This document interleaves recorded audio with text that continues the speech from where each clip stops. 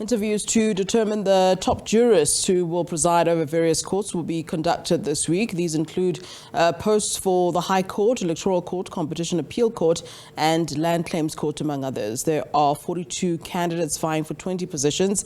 Chriselda Lewis, our senior reporter, takes a look at some of the contending jurists. Judge President Mjabuliseni Madondo is a contender for the position of a Judge President in KwaZulu-Natal. Madondo is hoping for victory the second time around. In April this year, he was unsuccessful in applying for the same position. The Judicial Service Commission opted to leave the position vacant after some commissioners accused him of homophobia.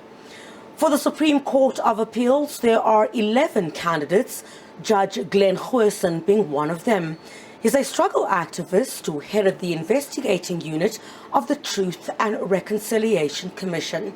He was also the first judge to conduct a virtual court sitting shortly after the COVID-19 pandemic lockdown.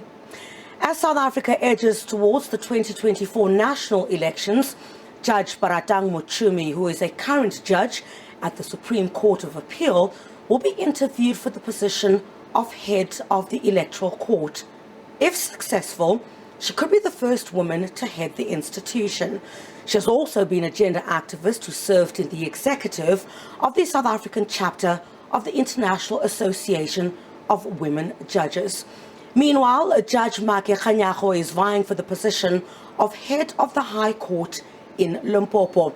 There are 3 male candidates for that position. So ironically, the current Deputy Judge President Matsaro Semenya is a woman but does not feature on that list. The problem of no women in judicial leadership has been an ongoing problem, but it has reached crisis levels at this round of interviews because we currently have no women occupying a leadership position.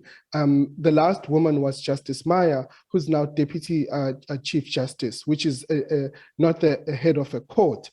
Now, the problem is that the women make up about 40% of the judiciary, and that means in the higher echelons of the judiciary, in the decision-making bodies, like the head of courts, which is a statutory forum, there are no women. There are only men in those positions. And you can see how that is a problem in terms of the kinds of policies that are developed within the judiciary, policies like a sexual harassment policy, which has been spoken about, a pregnancy policy, which has also been spoken about. All of these policies are likely to be adopted, but no women's voices will be in the room when those decisions are made.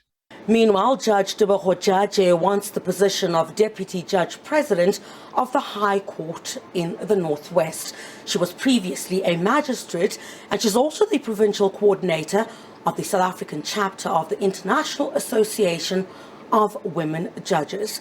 The interviews are running until the 11th of October. Chriselda Lewis, SABC News in Johannesburg.